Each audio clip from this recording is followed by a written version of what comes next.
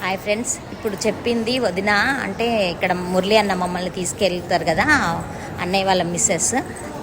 తను చాలాసార్లు వచ్చింది. ఇక్కడ మేము ఏంటంటే 22 బావిలలో స్నానాలు అయినాయి. అంటే 21 బావిలలో స్నానాలు అవుతుంది.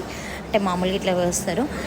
22 ఒక దాది ఏంటంటే మనకు అభిషేకమైనది దాంతో ఇస్తే మనం తీర్థం తీసుకోవాలి. 22వ బావిలో, 21 బావిలో మాత్రం స్నానాలు అవుతుంది. ఆ రామేశ్వరంలో అయిపోయిన తర్వాత మేము ఇగో దర్శనం చేసుకోవడానికి వెళ్తున్నాం. హాయ్ ఫ్రెండ్స్, ఇది రామేశ్వరం టెంపుల్ అండి.